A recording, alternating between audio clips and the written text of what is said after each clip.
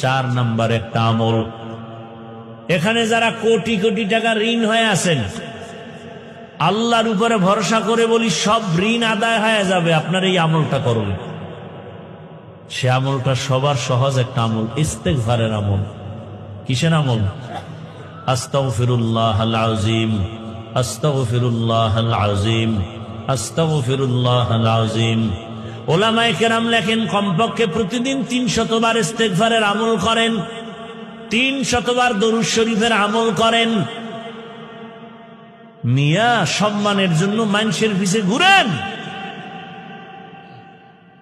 দুনিয়া আপনার পেছনে ঘুরবে। এই আমলটা করেন, নির্জনে বসে 300 বার তসবিহ হাতে নিয়া দরুদ পড়েন, 300 বার ইস্তেগফার পড়েন।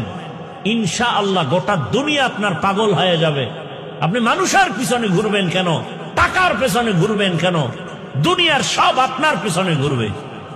আপনি ইয়াকিনের সাথে পড়েন যে আমার মৃত্যু হয়ে গেল, হুশ থাকতে আমি আমল ছাড়ব না। 300 বার দরুদ, 300 বার ইস্তেগফার। আমলটা প্রতিদিন চালু রাখেন, ওযু সহকারে পড়েন। দেখেন আপনার সম্মানের দরজা কি পরিমাণ বাড়ে। আপনি করবেন না, সেই ইয়াকিন নাই তো হবে কিভাবে?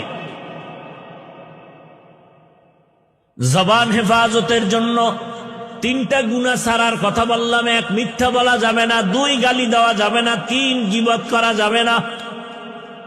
উল্টা 3-4টা আমল চালু রাখবেন, গুনাহ কম হবে। 1 নম্বরে আল্লাহর কোরআনের তেলাওয়াত, 2 আল্লাহর নামের জিকির, 3 নম্বরে 300 বার দরুদের আমল, 4 নাম্বার 300 বার ইস্তেগফারের আমল। ও আমার যুবক, সম্মান দেওয়ার মালিক আল্লাহ, সে আল্লাহকে আপন বানায় চলো।